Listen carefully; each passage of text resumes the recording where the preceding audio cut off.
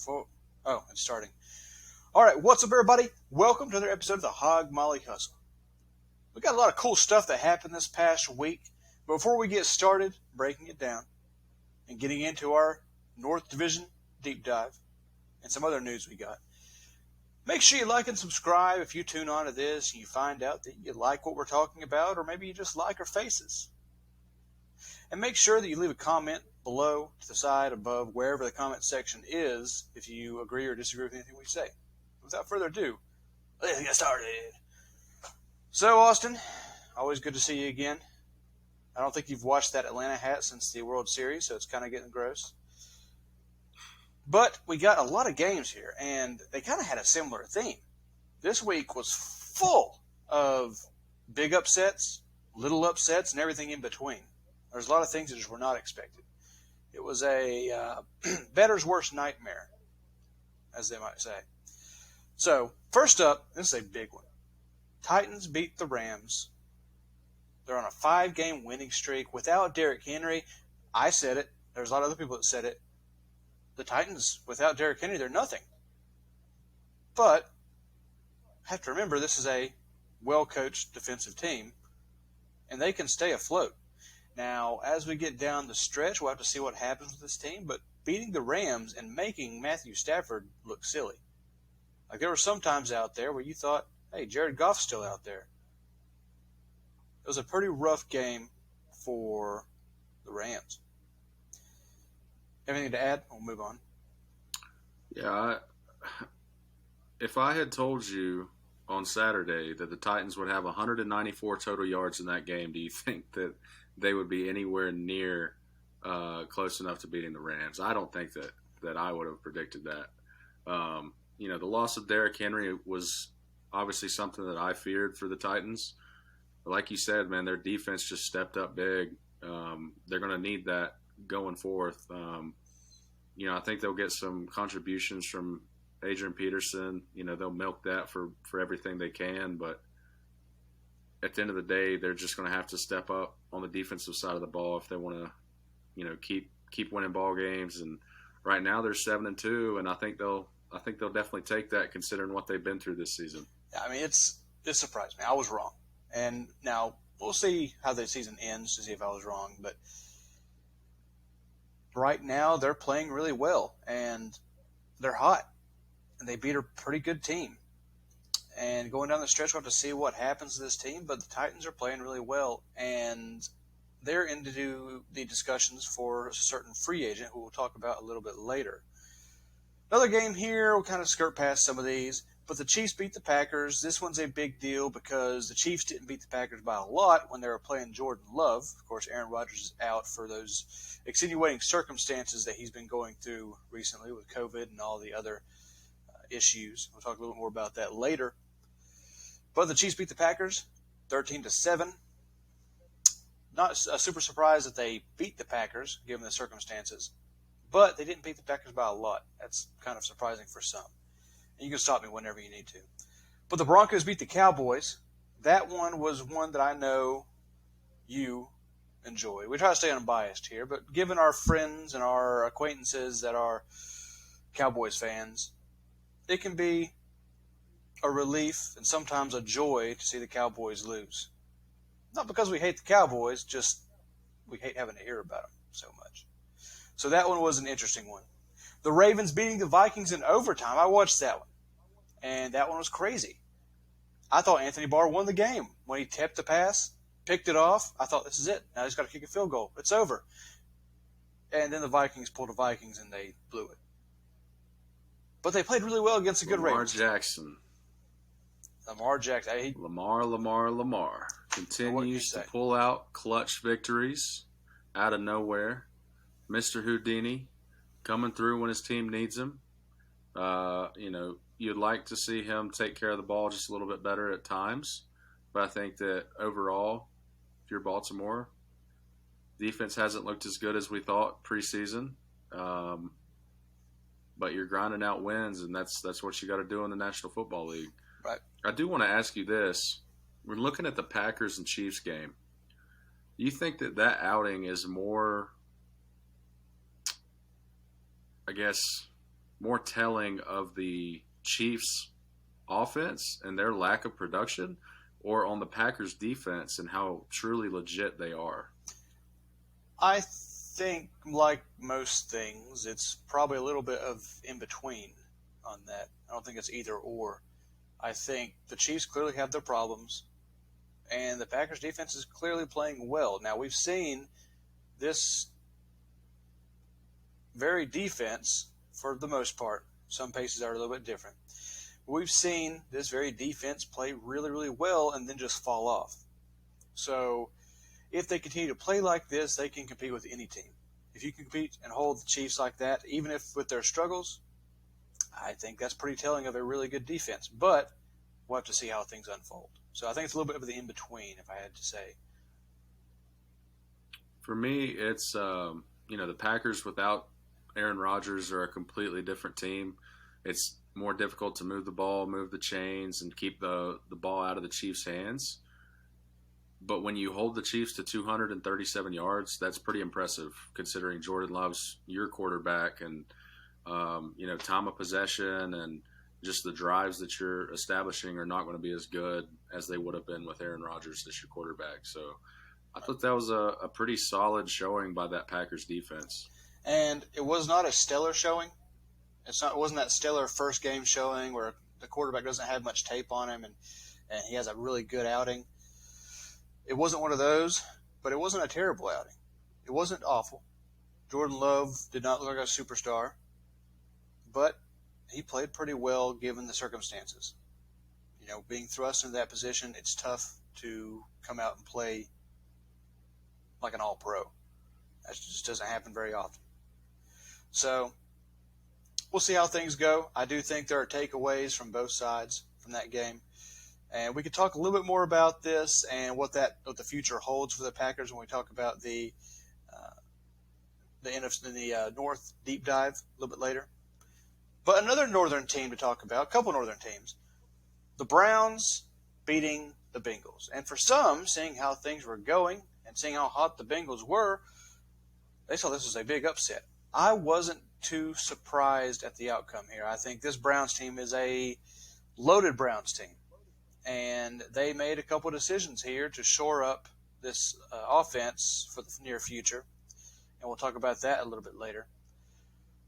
But the Browns beating the Bengals is big. That gives them gets them one step closer to taking first place. They still got to beat the Ravens. They got to surpass the Ravens a little bit. But if nothing else, they put themselves in second place in that division.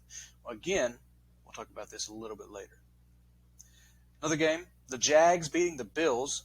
That was completely out of left field. Everyone expected that, right? Right, absolutely. I mean, I'm actually became a millionaire from betting on this game. Just joking. Can't bet in North Carolina. With a final score of 6-9. What a win. What a nice. But man, what a game. And I thought towards the end, that they were going to ruin it. I was like, man, they're actually going to pull this off. And then the Bills got the ball back. I was like, oh, man, they're going to get it. But they couldn't get the score. It was a crazy game. Josh Allen, shout out to Josh Allen. He's not my official shout out because I had him earlier in the year. But Josh Allen had himself a game. He made NFL history a couple times. The first time in NFL history that a player has been sacked by someone with the same name as him. Josh Allen sacks Josh Allen. Then a little bit later, he's the first time that a player has been picked off by the guy with the same name as him. Josh Allen picks off Josh Allen. And he also had some other stats as well. But what a game.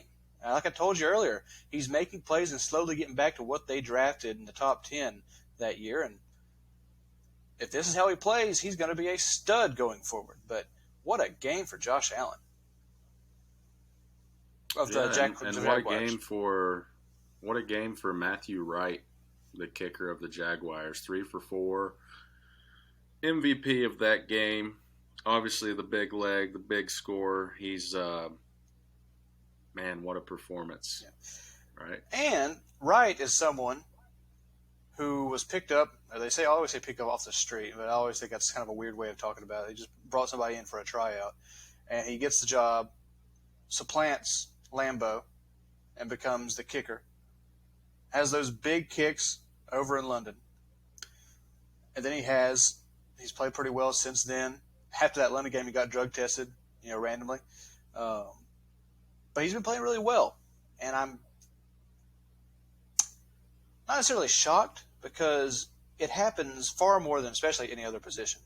But it happens a lot that you see kickers and punters come in for tryouts and make a name for themselves. You also see kickers and punters fall off more often than you see other positions fall off. Like Mason Crosby? Well, not yet, but he has his down days. But, for example, one of the greatest punters that we've had in recent years, Thomas Morstead, was waived recently for the Jets. So it'll be interesting where he ends up. And the Falcons beating the Saints. This Falcon team's pretty bad. And this Saints team has played pretty well, and they picked up some wins against some teams they shouldn't have, like the Bucs we talked about. But then they lose to the Falcons. But that's a division game. It happens. That's just how it is. It doesn't matter how bad a team is in a division. The division mate can always mess up the games for another division mate. And then finally, the Giants beating the Raiders. That's big for the Raiders because all the stuff they have going on with their offense with Ruggs, the stuff they have with their head coach, all this stuff they have going on, Derek Carr manning the ship, losing this game. They're in a good spot right now in their division, but if they go on a skid here, it might not look so good for the Raiders, and their future, long-term future, could be up in the air depending on how things go. Yeah, I mean, we've talked about how the Chiefs might need to press the panic button, right? Well, if you look at the standings right now, the Chargers and Raiders are at 5-3, and the Chiefs and Broncos are both at 5-4. So, we thought that the Chargers might keep doing what they're doing early on in the season and keep, getting those close wins that they so desperately need to build that cushion in the AFC West, and they just haven't been able to do so. Justin Herbert has been kind of hot or cold lately. I did see something on Twitter where I think it said that he has the least amount of turnovers when under pressure this season, which is impressive for a second-year player. But, you keep waiting to see if the Chiefs are going to get back into the driver's seat there. And if the Chargers and Raiders don't, take things seriously and turn this thing around, then I think that Kansas City might be back on top in about 3 weeks' time. Yeah. So right now my hand is still firmly on the Kansas City panic button. I made my stance. I'm going to stand by my stance. That's how I do things. Their next couple games for them is not going to be easy. They have a game at Vegas, game versus the Cowboys in Kansas City, and then a bye week. Broncos, Raiders, Chargers, Steelers. That's not easy at all. And that is a Steelers team that should be possibly in the race at that point in the season, which we'll talk about later with the Northern Deep Dive. The Northern divisions are pretty interesting at this point, more so the AFC North, but we'll get to that here in a second. But first, let's run through some news here, and you can jump in and talk about where we need to. But Odell has officially been waived from the Cleveland Browns. And he cleared waivers. So now he can sign with anyone. Some of the big landing spots, Green Bay, Kansas City, New Orleans, New England, and Tennessee has also popped their head into discussions. And Tennessee is one that they're always sneaky when it comes to free agency these past couple of years. So I wouldn't put them out of the question. But where do you think would be the best place for Odell? There's a couple of different landing spots that make sense to me. I think that the one that stands out the most right now is New England.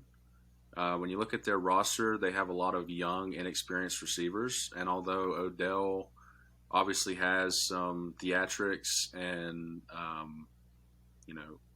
he's a big character.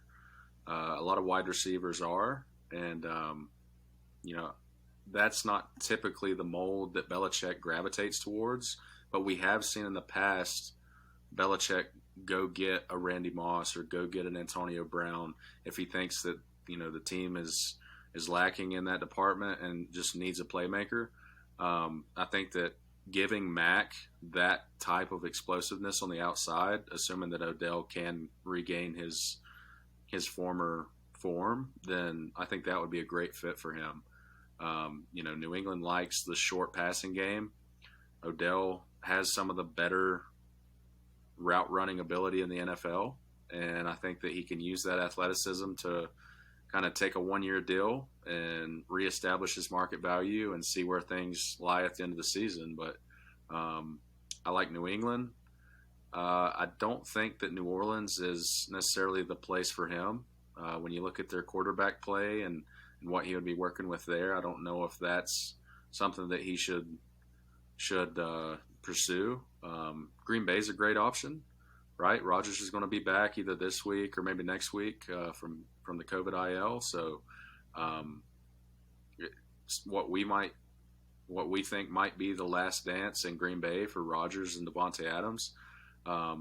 You add that other piece, and all of a sudden that offense looks loaded with Davante Adams, Aaron Rodgers, OBJ, and Aaron Jones. So, I think that Green Bay and New England are probably my two favorites. I know that Davante is recruiting him to Green Bay. They might not be able to give up enough money, or not enough money, but as much money as some other teams. But if you're Odell, I think you're willing to sacrifice a little bit of the short-term value in order to reestablish your market value in free agency. And so, going to Green Bay, that Aaron Rodgers is going to throw the ball your way. He's going to utilize you in that offense, and you're going to be a key cog in one of the better offenses in the NFC. Yeah, and I think there's a lot to this. Like I said, the Titans are a potential sneaky pick to get him. If I'm Odell, the idea is not to get the money right now. All you want to do is play your butt off and make the money in the offseason. Everything's a 1-year deal at this point. Nobody's signing to a multi-year deal. He's coming in for a 1-year deal. He's going to play out this season and hopefully recoup his market value. He needs to be in a good position for that. And I do think Green Bay, as biased as I may be, is a good position. You talk about the last dance. So let's talk about a good storyline here. Here the Packers are facing some adversity. Things look like they're not going to go so well. You have the leader of the Packers become the bad guy that everybody seems to hate right now. So things aren't going well. Looking like things are going to go take a turn for the worst. So maybe it's time to bring in someone to give you an extra punch to help turn things around for the Packers and keep things going strong and get things going the right way. So they offer Odell a minimum contract. They say, well, we still got to pay Davante Adams, so we got to offer him a smaller contract. And Davante says, hey, look, we can make some money to bring him in. And you're bringing somebody on a 1-year deal. You put him in with that offense. You talk about Aaron Jones, Davante Adams, the other guys they got there behind them that become third, fourth, fifth pieces. I think that's a huge play for the Packers. If it is the last dance, just bring in all you can. Just go for broke. And maybe it's not the last dance. Maybe it rolls over and then you try it again the next year. But you can't just let an opportunity like this slip. You got to. Yeah, and I think that. Go ahead. You got to take a chance here. And I think if the Packers, where they haven't taken shots, you look at some of the guys they brought in. They brought in Jalen Smith, didn't work out. They brought in some other picks, didn't work out. You got to take shots, and they have been taking shots, and it shows that they've been trying so far. But they can make some money here. They can make it work. And if I'm Odell Beckham Jr., I don't care so much about the money at this point. You got a good paycheck from the Browns to play for a different team. Go get your wins. If you're Odell, right, 3-4 years ago, we're talking about a guy who might be the next big thing in football. His catch, was it Monday night against the Cowboys, the one-handed, just crazy catch that he had. The Madden cover. Just put the world on notice. Became the Madden cover. It was like OBJ went from some young receiver that, people didn't really know that well, to all of a sudden being the guy that everybody's like, oh yeah, the receiver with the hair, the one with the one-handed catch. Like, he became a superstar overnight. And he lived up to that expectation for a while. He was a very good receiver, showed a lot of promise. And it seems like whenever, towards the latter end of his stint with the Giants and then leaking over into his trade with Cleveland, I just don't think that was necessarily the best next step for him. And so you're just trying to reestablish yourself and, try to get back to where you were at. I think a big thing for him is just getting on the field. He's been banged up with so many different nagging injuries, that his health is vital. And we've kind of seen that with Antonio Brown, bouncing around from the Raiders to the Bucks, and then obviously the Patriots when he was with Belichick there for a time. But Antonio Brown, in my eyes, isn't the receiver that he was, in 2017, 2018. But he is a very good receiver, and he's an important part of that Buccaneers offense. And I think that Odell can be that type of guy for the Packers or the Patriots or whoever he goes to. Yeah. So, yeah, OBJ just needs to get back on the field, get in an offense where he has a quarterback that can adequately throw him the ball and develop that connection. And there's no awkwardness or bitterness, because I feel like that's leaked over in Cleveland with Baker Mayfield. Yeah, and I think you look at the context of when he joined Cleveland, it looked like it was a upward trending team, which it is an upward trending team. He had some disagreements with Baker. There are people that question him on Twitter, like how much is he actually hurt and how much does just not want to play with this team? How much is there some issues? They talk about him getting open and Baker not throwing to him when he's out there. And he has some issues with Baker. He had the Jarvis Landry connection, but it just never seemed to work out. A lot of people question if he is even that good after becoming famous for one catch. But he did have those first 3 seasons that were 1,300-yard seasons, double-digit touchdowns, had a couple more 1,000-yard seasons after that. So really we don't exactly know which Odell we're getting here. But if Green Bay or any other team, the Bucs were even mentioned as a potential landing spot. But if you can just get him in there, bring him in to add some juice to your team, and whether it works out or not, whatever. But you just got to give it a shot. I think that is worth it, in the very least. If you are in a position to win, I think that is worth it, well worth it. I think we can cross out the Bucs, though. I saw Arian said somebody had asked him about Odell, and he said, "No, we've already got AB. We don't need OBJ. Too many letters." So I think they're good with where they're at, according to Arian. So that's funny, but no, that'd be good. That'd be crazy, though, wouldn't it? Imagine playing with that team on Madden. Imagine playing with Mike Evans, AB, OBJ. Oh man! Imagine playing with that team in Madden 15. That's not fair. So now let's go ahead and move on. We spent a lot of time talking about OBJ, which is fine. But we got a couple of injuries to talk about. We have some controversy.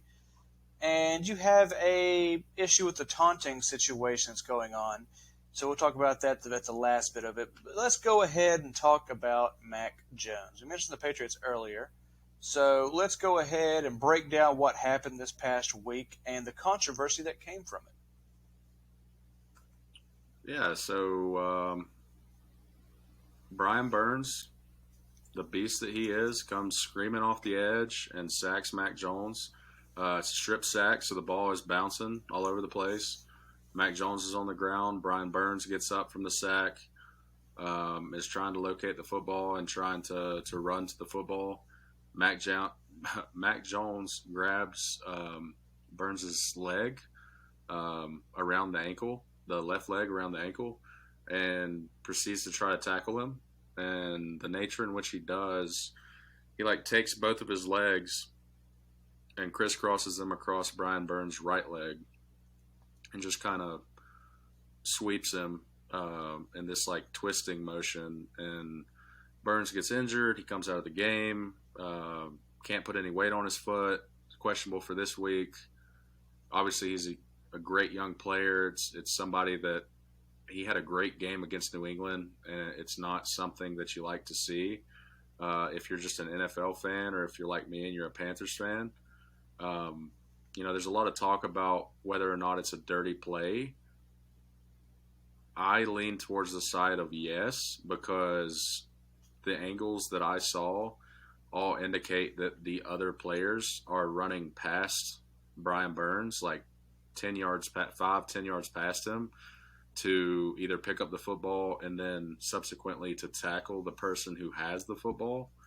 Um, and so Mac just kind of sitting there wrestling him to the ground by his ankle is not a good look. I don't view it, on a scale of 1 to 10 on the dirty play scale. I would put it at like a 4 or 5. It's not, Myles Garrett versus Mason Rudolph, but it's not something that you like to see in the NFL when the injuries are so prevalent as is.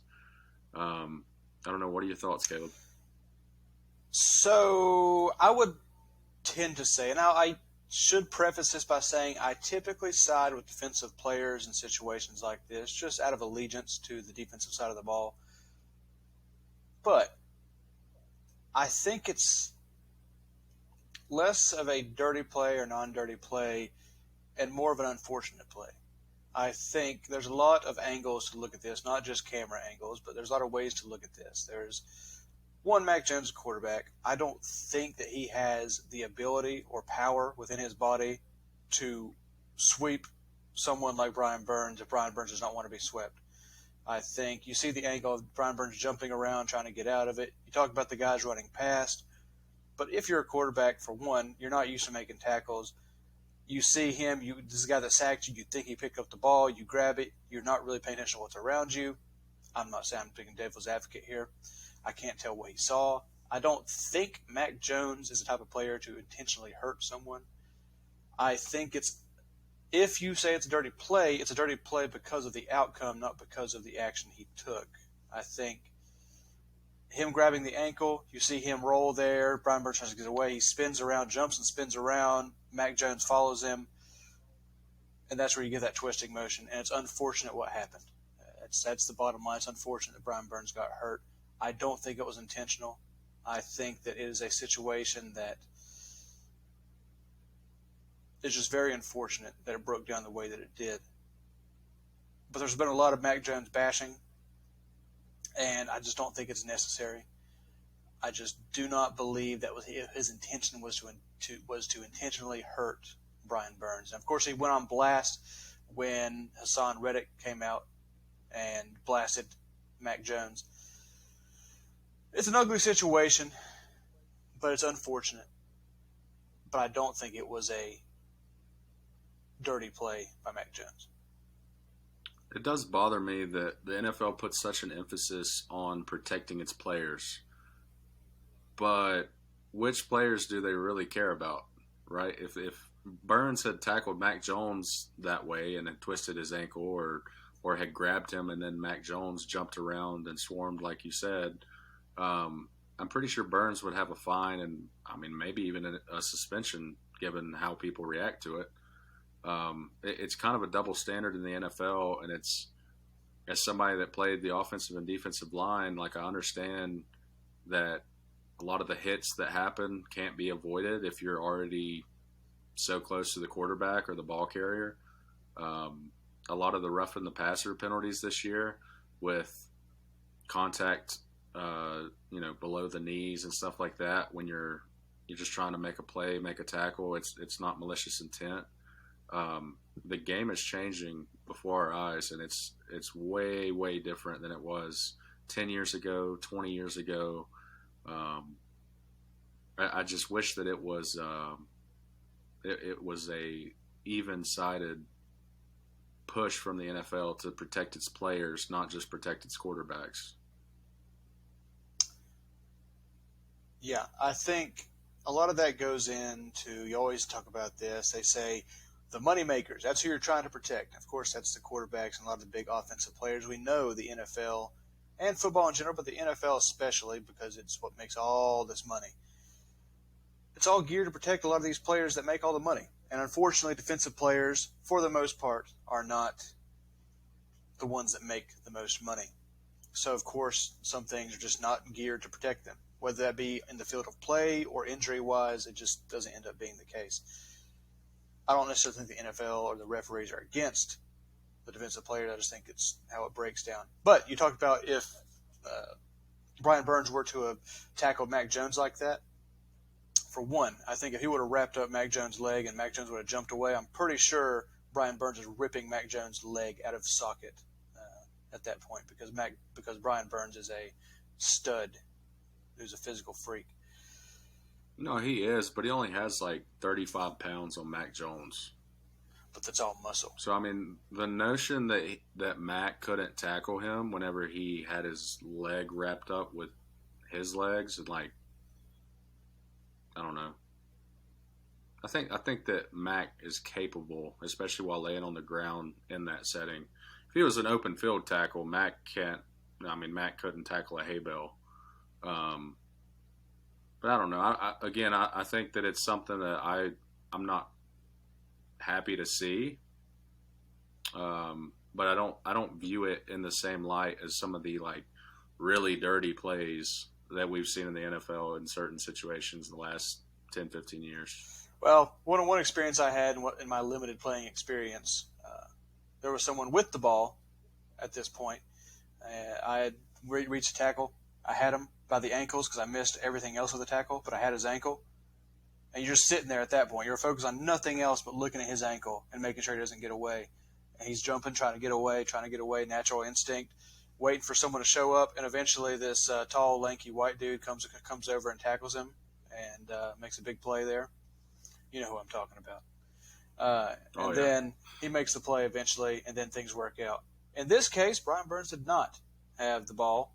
And after getting walloped, Mac Jones believed he did. So he's just holding on, looking at that ankle, not paying attention to anything around him. So I think there's enough plausible deniability to say that it wasn't intentional. I think there's just enough there to say that it's just a bad situation. If Mac Jones could go back knowing what he knows now, I think he would have just let go of Brian Burns. I don't think that just doesn't seem to me. Just from what I see, from what I've heard from Mac Jones, I just don't think he's a dirty player. That's just not what I think he was trying to do there. But we'll never know.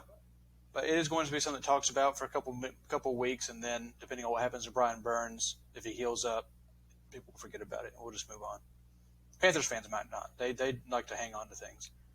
It'll be interesting when they play again. I know in their press conference, Burns was saying that he wishes he could get an apology, but he's fine with not.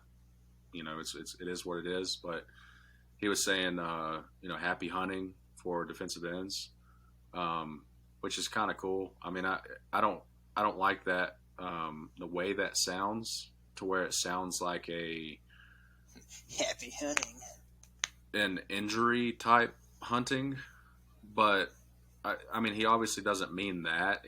Burns is not saying that he's gonna injure him the next time he plays him, but he's saying that for other defenders that go through the same crap, go get yours and just be a presence and go get those sacks against Mac.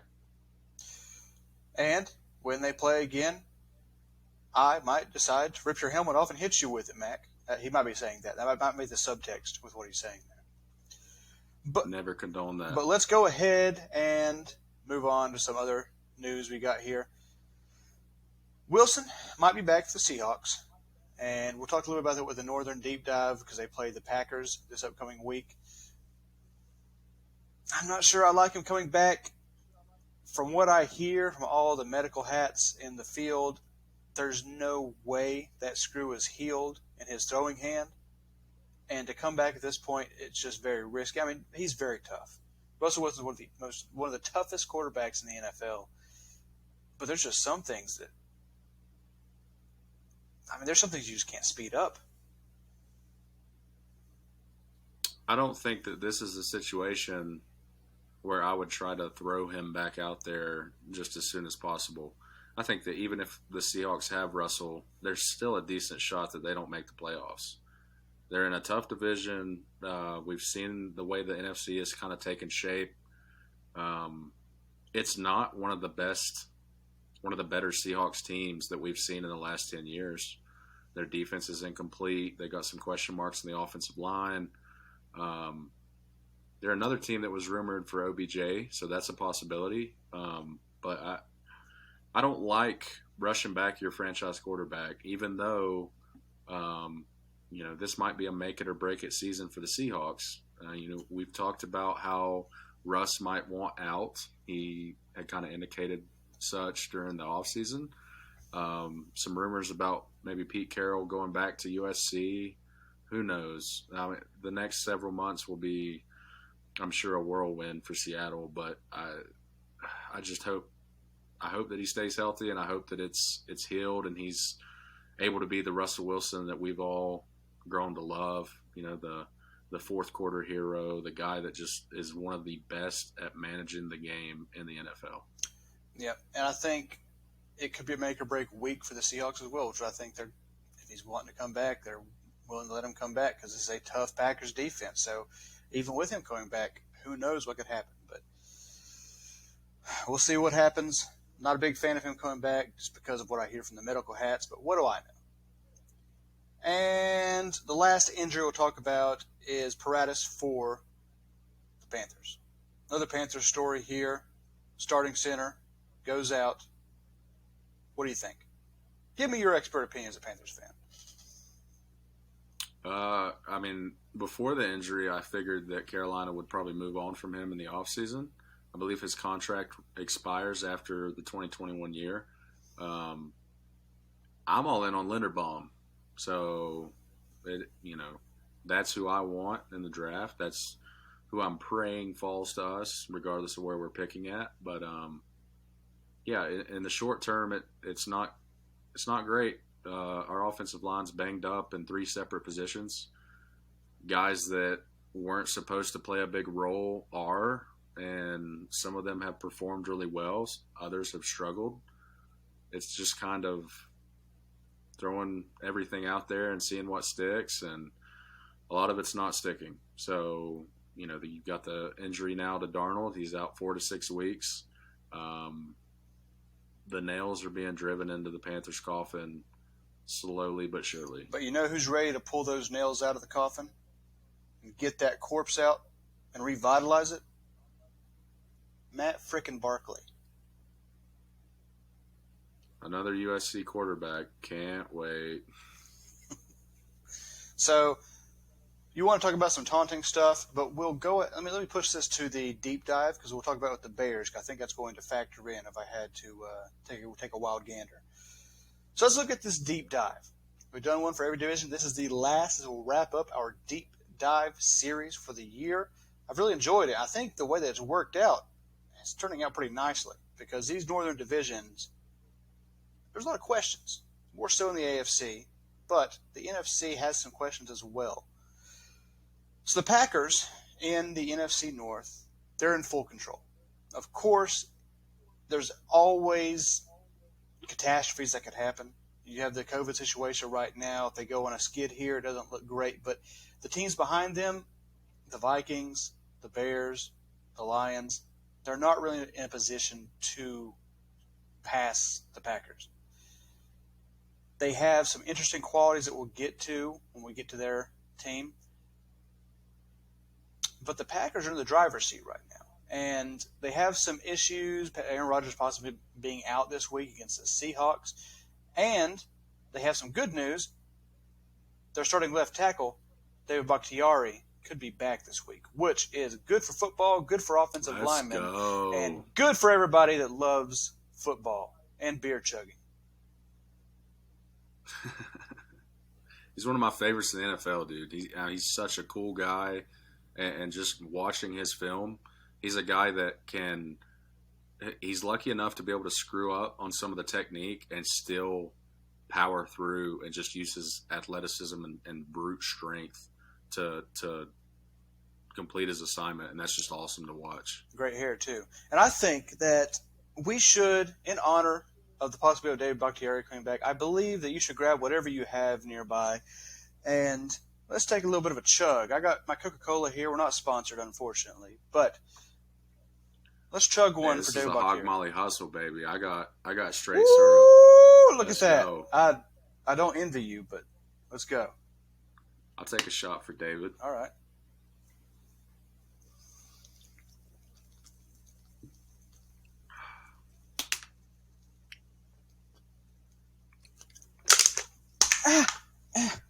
That hurts a lot worse.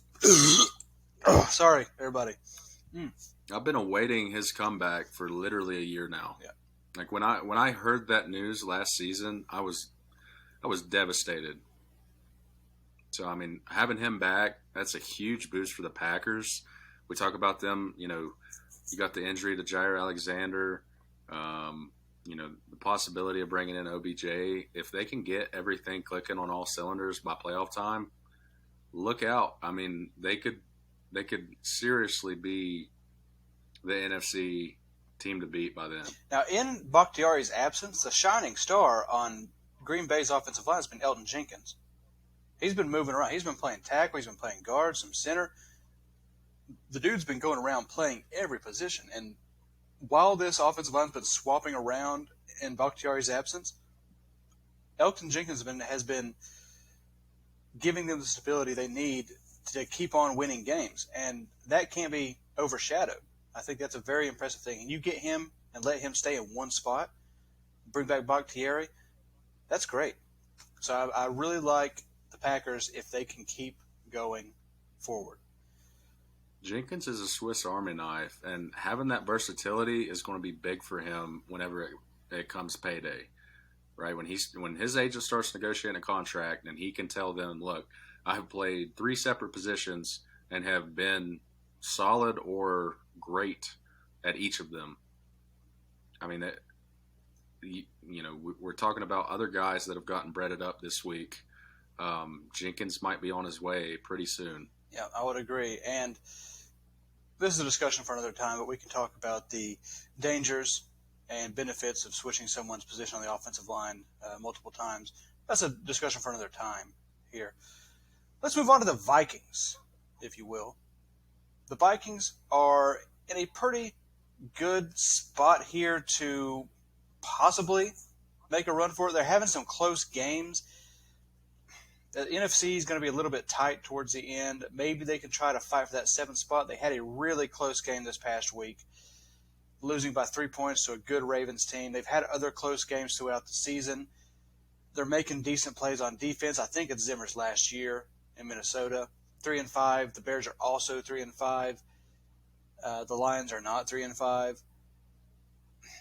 The Vikings are nowhere close to winning the division, but they can beat the Packers towards the end of the year because they always play the Packers well. So don't count them out there. And if they can make a run, maybe they can sneak into playoffs with the new playoff situations.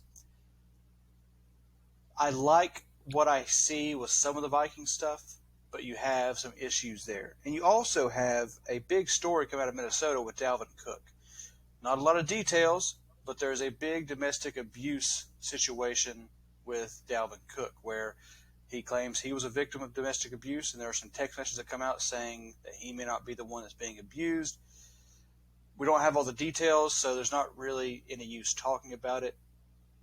But there's a lot of stuff going on in Minnesota, and there could be a lot of change happening in the next couple of years. Yeah, with the Vikings, I think that they're probably the best sub-500 team in the NFC. Their record does not reflect how good of a football team they are. Kirk Cousins, some people think he's underrated, some think he's overrated. He's, regardless of what you think about him, he's been a very solid quarterback in the NFL for several years now. He obviously has those games where he just doesn't have it. He's getting routes jumped by corners, and it's just a snowball effect that just causes them to, a lot of fans to throw him under the bus and that sort of thing. But Cousins continues to be solid. He's not going to be Patrick Mahomes or Aaron Rodgers, but he's going to be the type of quarterback that can give your team a chance to win, especially with Minnesota known for their strong defenses. If you have a solid defense on that side of the ball, you don't need a quarterback to go hang 40. You just need them to manage the game, and Cousins is that guy. It stinks what's going on with Cooks. We don't know the extent of that, but regardless, it's just sad that it seems like every other day in the NFL or just in sports in general, that this has become such a prevalent thing. And I don't think that it just started happening recently. I just think that because of social media and the current digital age that we're in, all of that comes to the limelight and people are able to see what's going on this entire time. And it's sad to see because you invest so much time watching these guys play football. You want to see them succeed, and as a fan, you grow to love them. You grow to accept them as like part of your family, and to see that some of the mistakes that they're making and letting some of the fame and like with Ruggs, we talked about him last week. It's just it's rough to see, man. It's so rough to see. Yeah, and I think, like you say, there are some bright spots in this defense, especially Harrison Smith. When you look at some of the stars they have on this defense, you got Anthony Barr, who's still a pretty effective linebacker, pass rusher on some occasions. You talk about Eric Kendricks, who's a stud. He's a stud coverage linebacker. He's a stud all-around linebacker. But in coverage, he's just something else. Harrison Smith, Danielle Hunter. I love Danielle Hunter. I'm in a weird predicament. Padre is a big Vikings fan. So I've grown up being a Packers fan. My dad's a Vikings fan. And I've grown up liking a lot of Vikings. And there are a lot of good Vikings on this team. And it's just unfortunate to see that they can't be competitive with all the things happening. I mean, I'm happy with it being a Packers fan, but I don't like to see my dad sad. But as far as the running back position goes, Alexander Madison's ready to step up if something happens, if Dalvin Cook is suspended. And then behind him, Kane Nwangwu, the rookie. So we'll see what happens. But let's move on to the Bears. And what I wrote down in my notes for this, I wrote down the Bears have potential, but not much else. Right now, they have a lot of questions. Their offensive line it's a mess. They got some good prospects there, but they're having some issues all around. Khalil Mack is still a stud, but you have to start questioning whether or not he's in their long-term plans going forward. Justin Fields has had some rough games. He has had some situations where he looked comfortable and makes some big plays, and he shows a spark that there's something there, but you really don't know what to expect going forward. They had some injuries at halfback, and a lot of things go wrong. You got Roquan Smith in the defense. You got other good defensive linemen there to help them out, and you got a pretty solid team, some potential, but the Bears aren't there yet. Now, going forward, if they can get things straightened up, and they can get possibly a better coach in there to run things a little bit better, because I don't agree with a lot of things that Nagy's been doing his whole time there. But the Bears do have some promise in the future. Now we'll see if they can capitalize on that, because you got to capitalize on it, otherwise it don't matter.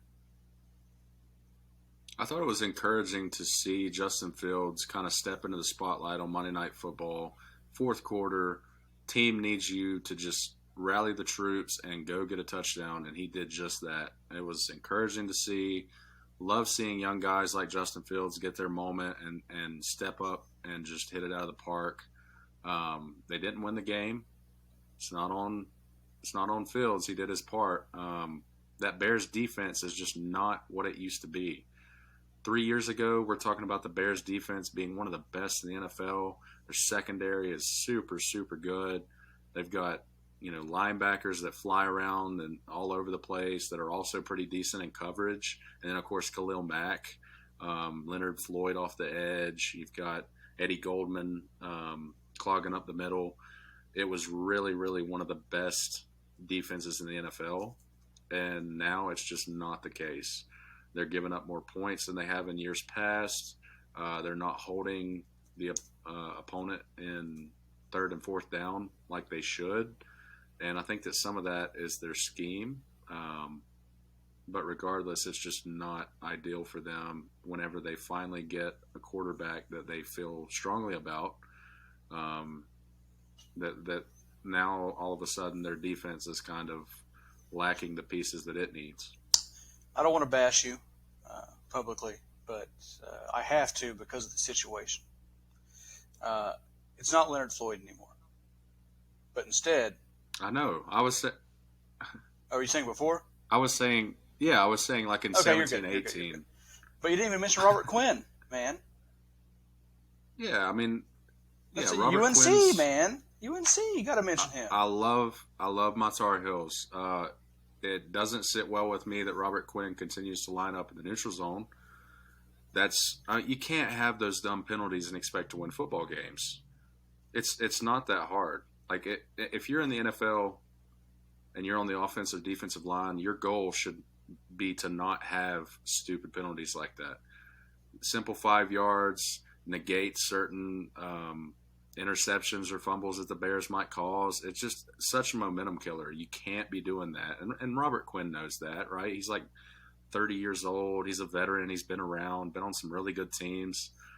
You just can't be doing that. Why are we talking about 30 years old like it's that old? In the NFL, it's really old. Okay.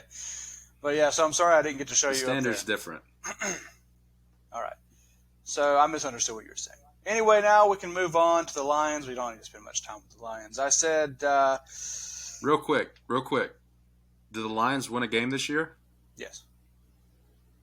Okay, good. I agree. I think that they're... I wouldn't say much better than their record shows, but I don't think that they're an 0-9 team or 0-8 team. I think that they've had some close games that we've kind of talked about in the past several weeks. Yeah. Well, I would say this. They have spirit and they got direction. But spirit doesn't always win you games. Like I said, I'm a big fan of the Campbell administration, okay? I think that they can be good. I just think that they started off with a lot of tough games, and then from there it snowballed. I really hope it doesn't fall apart because I do like this Campbell group. But right now, in points against, they're in the top three, bottom three, however you want to talk about it, in points against. They've given up a lot of points. Now, the teams that are after them are the Finns, Washington, and the Bears. So a lot of points against for the Bears and the Lions. Now, that being said, also in that top 8 range, you also have the Chiefs if you go up a lot of points. They're going about like 228, I think, which is a good bit. But I think the Lions are somewhere in the 245 range. Not the most in the league, but they have given a lot. I think the Jets still have that 254 points against. So that's not nice to see, especially when the differential is not great there. So now let's move on, if you don't have anything else to say, to the AFC North. And the first thing I wrote down when I looked at it, I mean, it's up for grabs, man. You got the Ravens, who are far from dominant. When they control the clock, Lamar's playing really well. The defense is not the dominant defense that we expected to see. They're still good. But this team is not a dominant first-place team. I mean, they are a game up on basically every team in the division because you got the Steelers, you got the Browns, you got the Bengals. They're all right there on that 5 win range, and they're all in various levels of hot right now. I still think the Browns should probably pass the Ravens eventually, but the other two teams are right on their butts. I don't expect to see the Steelers. I thought the Steelers were done. I think we both probably thought the Steelers were going to limp their way through the season, but I mean, let's look at this division. It's crazy. They've been able to ride their defense to wins. I'm looking at the points for now. Ravens have scored 221. The Browns have scored 224. The Bengals have scored 236. Do you want to take a guess at how many points the Steelers have scored this year? I'm going to say 154. 161. That's not too bad. So they are. What do I win? They are a bit of a wreck on offense.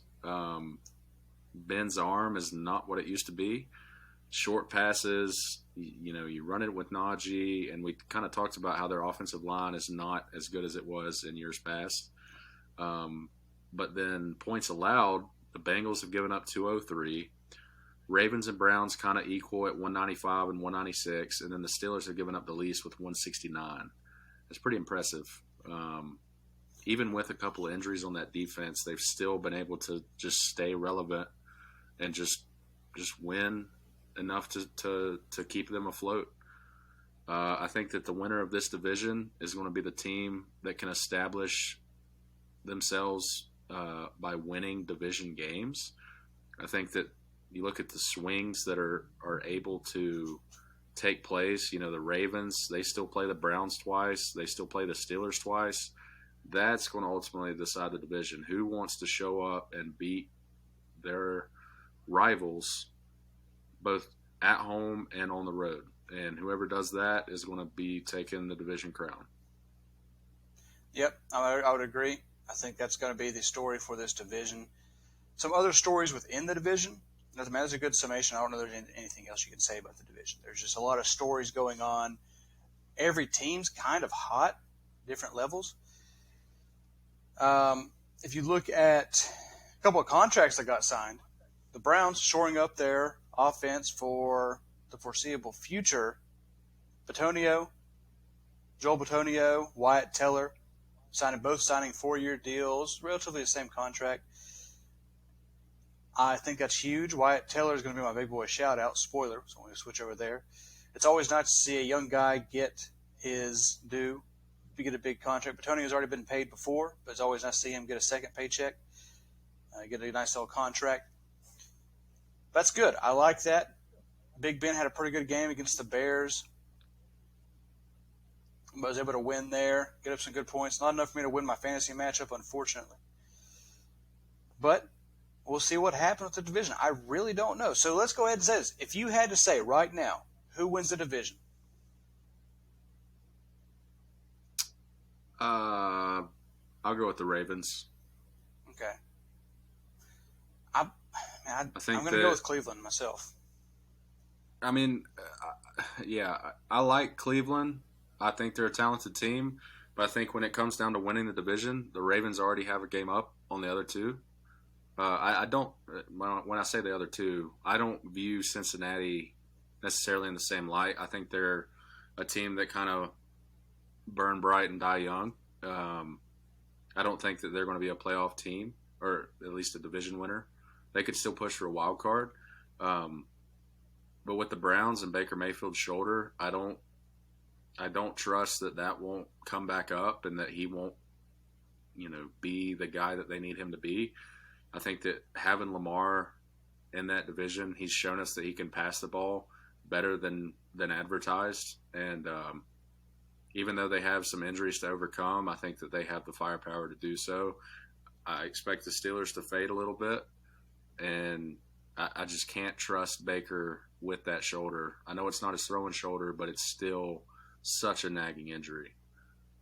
Yeah, and I think that it's important to look at both these teams, and they both have relatively difficult schedules. I think that the Ravens' schedule is probably a little bit tougher than the Browns' schedule going forward, but it's close. I mean, they're both really tough schedules. It's really going to come down to who wins the tough games there. I think the Ravens, if I'm not mistaken, play the Steelers maybe twice towards the end, and that could be pretty rough. I think they play the Browns, and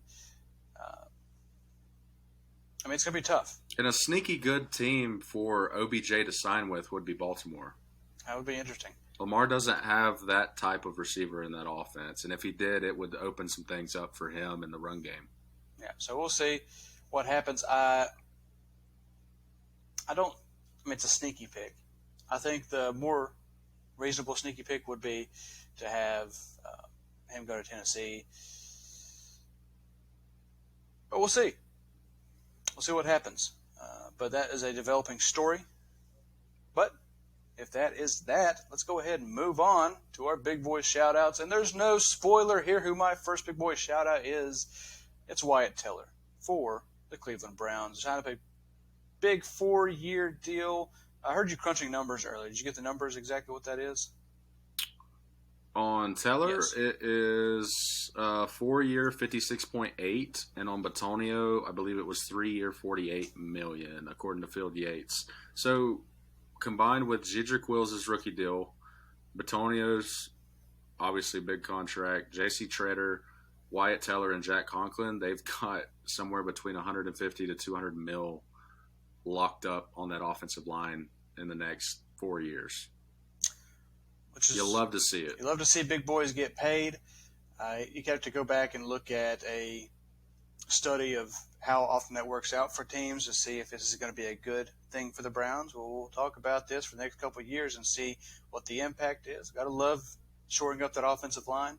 Hopefully they can all stay healthy and keep this thing rolling. So I'll move on to my defensive player. I'm going to go to the college ranks this time around, to a team that's not really talked about nearly as much, especially not this year with the losing streak they had been on. But the Arizona Wildcats break a losing streak, beating Cal, and a lot of that was due to the sophomore defensive tackle, Keon Bars.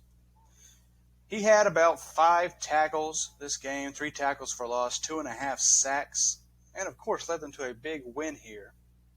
You gotta love that.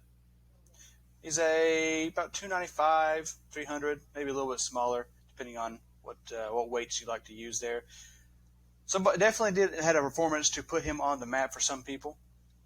So it'll be interesting to see where this goes. But good job, Keon Bars. Good plays. Austin, who are your big boys? My big boys. Well, I would like to start on the offensive side of the ball with an offensive guard for the Carolina Panthers. You know who I'm talking about. Practice squad superstar, guy that was drafted in 2019, 4th round out of Ohio State. A journeyman in the NFL and has now potentially found his home for the Carolina Panthers. I'm talking about Michael Jordan. Let's go. Yeah, I see what you're doing. I think you got us demonetized for that joke, but possibly. He's got a couple of starts under his belt now, making a big-time impact on that Carolina offensive line, and I've just been really impressed with him. I think he transformed that offensive line from being really bad to just bad, trying his best to clean it up, trying to compensate for the loss to Paradis, trying to compensate for the revolving door that's at left tackle. This past week, he had the second best film grade behind Jeremy Chin for the Panthers, and that's above Brian Burns, who just demolished Mac Jones the entire day. So super thrilled about Michael Jordan. Hope he continues to play well. Would love to have him as an anchor on that offensive line. And then on the defensive line. 1 second before you move on there.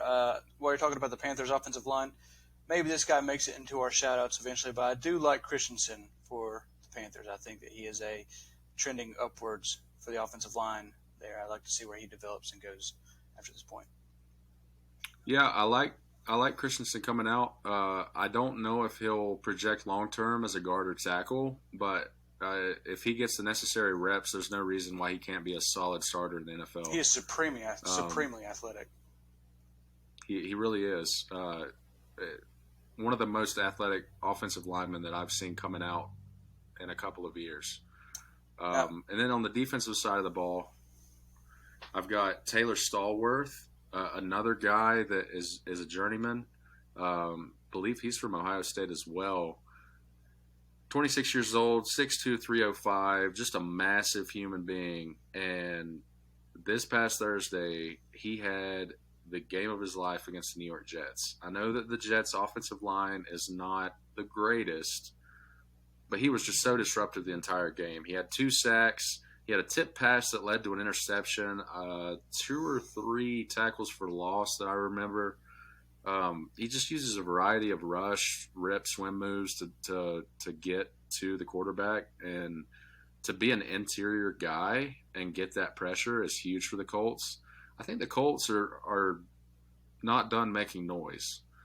If you look at the points allowed and points for them, they look pretty, better than their record shows, kind of like we talked about with Minnesota. But so yeah, Stallworth is my defensive shout out.